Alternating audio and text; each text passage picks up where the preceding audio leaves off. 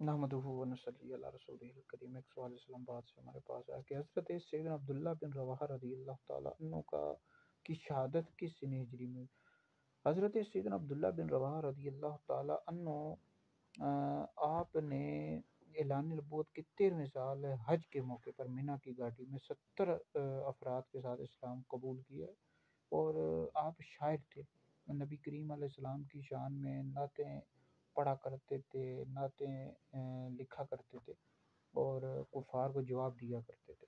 بہت بڑی ہستی ہیں، اور تفسیر نصفی میں موجود ہے کہ ایک دفعہ نبی کریم علیہ السلام اپنے دراز گوش پر یعنی ڈونکی پر سوار ہو کر انصار صحابہ کی مجلس میں تشریف لے گئے، تو جو دراز گوش تھا، ان ڈونکی تھا، اس نے پیشاب کر دیا۔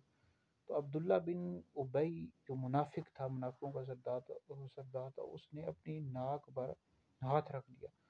تو آپ نے جواب اس کو دیا، فرمایا کہ نبی کریم علیہ السلام کے جو دراز گوش ہے، اس کا جو پیشاب ہے، تیری خوشبو سے، تیری مشک سے زیادہ اس کی خوشبو بہتر ہے، اچھی ہے۔ تو بہرحال آپ کفار کو جواب دیا کرتے تھے، منافقین کو جواب دیا کرتے تھے، نبی کریم علیہ السلام کی شان میں نعتیں لکھا کرتے تھے، پڑھا کرتے تھے۔ آپ کی جو شہادت ہوئی ہے 8 ہجری میں ہوئی ہے، جمادی الاولیٰ کے مہینے میں، جنگ موتا میں آپ کی شہادت ہوئی ہے۔ اللہ تعالیٰ آپ کے سب کی ہماری مغفرت فرمائے۔